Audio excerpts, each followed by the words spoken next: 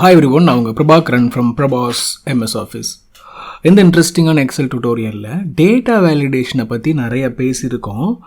ரொம்ப பேசிக்காக டேட்டா வேலிடேஷனா என்ன, அப்புறம் அட்வான்ஸ்டாக அதில் என்னென்ன கான்செப்ட்லாம் இருக்குது, அப்புறம் இந்த ஃபார்முலாவை டேட்டா வேலிடேஷனில் இன்கார்பரேட் பண்ணி இன்டெக்ரேட் பண்ணி நிறைய வேலைகளை பண்ண முடியும், டேட்டாவை பயங்கரமாக வேலிடேட் பண்ண முடியும்னு நம்ம பேசியிருக்கோம். இப்போ இதில் சின்ன ஒரு இன்ட்ரெஸ்டிங்கான கான்செப்டை டேட்டா வேலிடேஷனை யூஸ் பண்ணி பார்க்க போகிறோம். இந்த இடத்துல என்னுடைய டேட்டாவில் பார்த்தீங்க அப்படின்னா ரொம்ப சின்ன டேட்டா இருக்குது, ரைட்? இந்த டேட்டாவை நான் வாங்கிட்டேன். அதுக்கப்புறம் நான் இந்த இடத்துல என்ட்ரி போட போகிறேன். இந்த எக்ஸலை நான் யாருக்காவது கொடுத்து அவங்கள என்ட்ரி இந்த இடத்துல போட சொல்கிறேன் அப்படின்னா அவங்க இந்த இடத்துல என்ட்ரி போடும்போது இந்த ரெண்டு செல்லையும் என்டர் பண்ணாமல் ஏதாவது ஒரு செல்லை என்டர் பண்ணிவிட்டு கீழே டைப் பண்ண நினச்சாங்கன்னா பண்ண விடக்கூடாது. இதை பண்ணிவிட்டு இங்கே பண்ணுன்னு சொல்லணும். அதுதான் நீடு, அதுதான் நமக்கு வந்த ரெக்வஸ்ட்டும் கூட.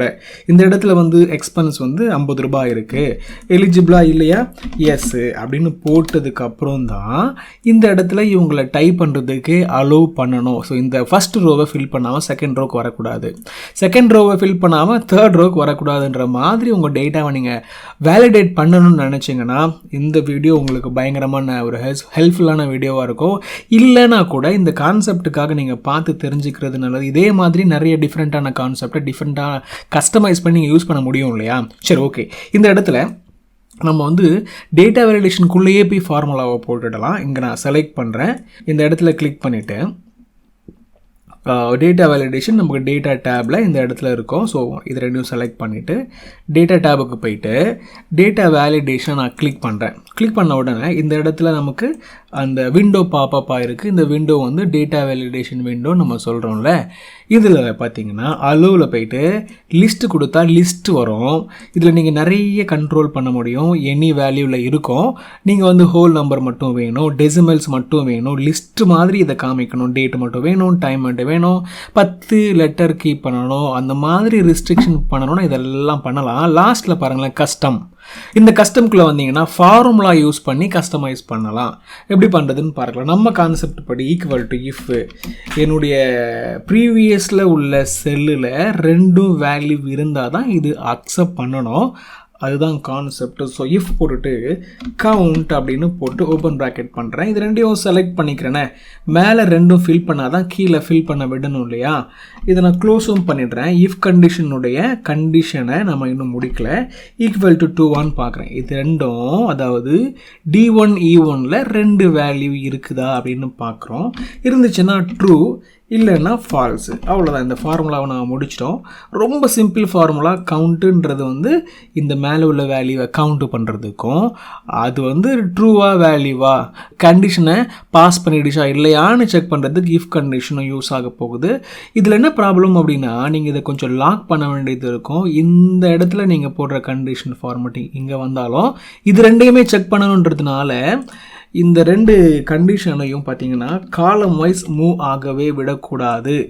காலம் வைஸ் மூவ் ஆக விடக்கூடாதுன்றதுனால D1 E1ல் நான் E அண்ட் Dக்கு முன்னாடி மட்டும் $சைன் ஆட் பண்ணியிருக்கேன். விச் மீன்ஸ் நான் காலமை மட்டும் Dன்ற காலமை மட்டும் லாக் பண்ணியிருக்கேன். D காலமில் இருக்கிற இந்த ரெஃபரன்ஸ் இ காலமுக்கு மாறக்கூடாது. அதே மாதிரி இ காலமில் உள்ளது எஃப் காலமுக்குற மாதிரி மாறிடவே கூடாதுன்றதுனால நான் லாக் பண்ணிட்டேன். அவ்வளோ அந்த சின்ன ஃபார்முலாவை லாக் பண்ணி அழகாக க்ரியேட் பண்ணி ஓகே பண்ணிவிடுவோம். இப்போ இந்த இடத்துல நம்ம க்ரியேட் பண்ண கண்டிஷனை கீழே வரைக்கும் Ctrl D கொடுத்து இதை காப்பி பண்ணி இந்த கண்டிஷனை அப்படியே கீழேயும் பேஸ்ட் பண்ணிவிடுவோம். இது நீங்கள் யாருக்கோ கொடுத்துட்டீங்கன்னு வச்சுக்கலாம். இப்போ இது உள்ள இப்போ யாராவது டைப் பண்ணுறாங்கன்னா எக்ஸ்பென்சஸ் 75 ரூபாய் இருக்குது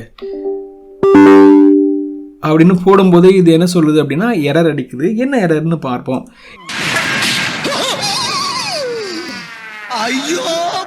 இந்த ஃபார்முலாவை நம்ம எப்படி கிரியேட் பண்ணியிருக்கோன்னு ஒரு வாட்டி செக் பண்ணிவிடுவோம். நம்ம ஒருவேளை கிரியேட் பண்ணும்போது தப்பாக பண்ணியிருந்தோன்னா இது எரர் தான் அடிக்கும். கவுண்ட்டு போட்டதுனால தான் இந்த எரர் அடிக்குது. நம்ம கவுண்ட் ஏ போட்டிருக்கணும். ஏன்னா கவுண்ட் நம்பரை மட்டும்தான் கவுண்ட் பண்ணணும். இந்த இடத்துல நம்பர் மட்டும் இல்லாமல் டெக்ஸ்ட்டும் வரலான்றதுனால count a will help you. இப்போ நான் இந்த இடத்துல செலக்ட் பண்ணி இதை மாற்றுறேன். அப்படி மாற்றும்போது கீழே உள்ளதுக்கும் இந்த கண்டிஷன் அப்ளை ஆகணும்னா இதை நம்ம செலக்ட் பண்ணணும். ஸோ சேஞ்ச் பண்ணியிருக்கோம். இதை கிளிக் பண்ணிவிட்டு அப்ளை பண்ணும்போது கீழெல்லாம் இந்த கண்டிஷன் அப்ளை ஆகும். கவுண்ட் யூஸ் பண்ணக்கூடாது, கவுண்ட் ஏ தான் யூஸ் பண்ணணும், நீங்கள் புரிஞ்சுக்கணும். திருப்பி நான் என்ன பண்ணுறேன், 75 € ஸ்பெண்ட் பண்ணிட்டாரு, எலிஜிபிளானா நோ அதிகமாக செலவு பண்ணிட்டாருன்னு நான் ஃபீல் பண்ணி என்டர் பண்ணுறேன். ஸோ இந்த இடத்துல என்டர் பண்ண முடியுது. அதே மாதிரி அடுத்த செல்லுலையும் என்டர் பண்ண முடியுது, அதே மாதிரி அடுத்த செல்லுலையும் என்டர் பண்ண முடியுது. ஆனால் அதாவது உங்களை எல்லாம் நான் ஏன் கூப்பிட்டுருக்கேன்னா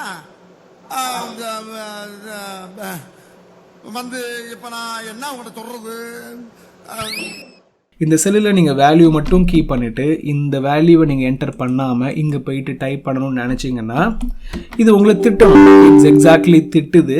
இது திட்டுறது புரியாமல் மாதிரி இருக்குது. இது கொஞ்சம் கஸ்டமைஸ் பண்ணி புரிகிற மாதிரி மாற்றணுன்னாலும் நீங்கள் என்ன பண்ணலாம், இந்த இடத்துல போயிட்டு இன்புட் மெசேஜில் வந்து இந்த இடத்துல நீங்கள் வேல்யூவை, அதாவது அவங்களுக்கு என்ன சொல்ல விரும்புகிறீங்கன்றதை இந்த இடத்துல இன்புட் மெசேஜ்லேயும் எரர்லேயும் நீங்கள் வந்து மென்ஷன் பண்ணிங்கன்னா அவங்களுக்கு இன்னும் அழகாக புரியும்.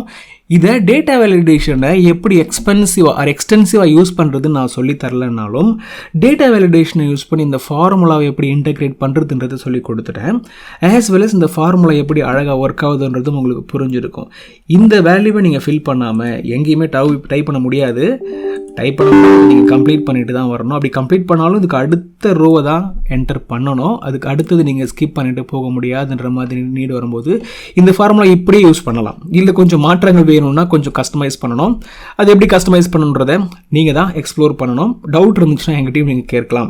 கடையம் உங்களுக்கு புரியும் நம்புகிறேன். இதே மாதிரி இன்ட்ரெஸ்டிங்கான நிறைய வீடியோஸ் பார்க்கணும் அப்படின்னா நம்ம சேனலில் போய் பாருங்கள். பிளேலிஸ்ட் வைஸ் பாருங்கள், நிறைய இன்ட்ரெஸ்டிங் வீடியோஸ் இருக்குது. அப்கமிங் வீடியோஸ் எல்லாம் கூட உங்களுக்கு வரணும் அப்படின்னா சப்ஸ்கிரைப் பண்ணிவிட்டு ஃபாலோ பண்ணுறது நல்லது. Thank you so much for your time. See you in the next interesting tutorial.